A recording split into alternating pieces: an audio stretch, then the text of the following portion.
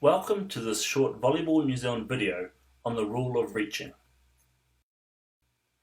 Reaching is not covered by one single rule in the rulebook, but we can start by looking at the easiest applicable rule, which is when playing the ball, each team must play within its own playing area and space. Let's look at some examples.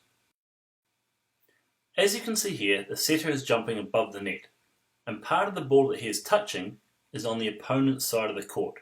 It's in the opponent's space, so this is a reaching fault. Another common example with the setter is when the ball is overpassed and the setter one hand sets the ball to the middle like this. Looking at the replay, we can see that clearly the setter is playing the ball in the opponent's space, and this should be called as a fault. Sometimes the setter will set the ball too close to the net, or, as in this case, over the net.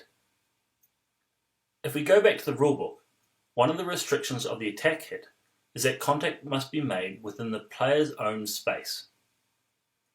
As you can see on the replay, the spiker here is hitting the ball in the opponent's space.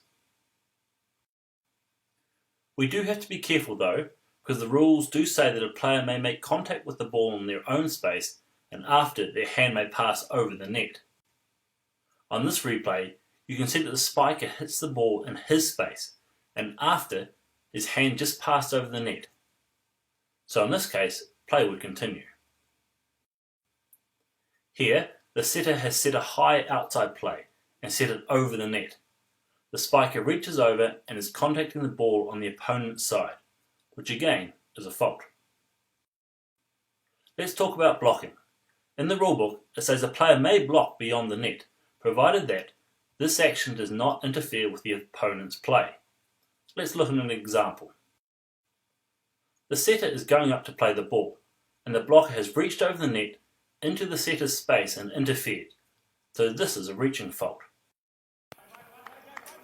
Here's an example from an actual game.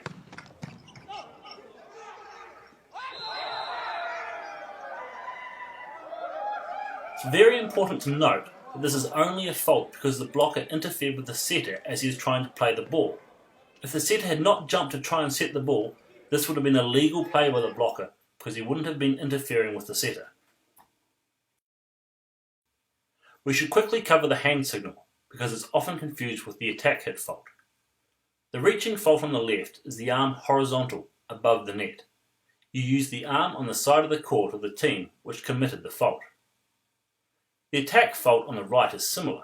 It ends with the arm horizontal above the net, but starts vertically. Again, you use the arm on the side of the court of the team which committed the fault. Finally, as is the same for any of the rules in volleyball, don't blow your whistle unless you are certain a fault has been committed. For example, was there a fault in this play? Looking at the replay, maybe the blocker is touching the ball in the setter's space. Maybe the setter is touching the net. In real life, we don't have the luxury of a slow motion replay. Remember, only whistle a fault if you are certain that one has occurred. We hope that this has helped. Good luck with your officiating.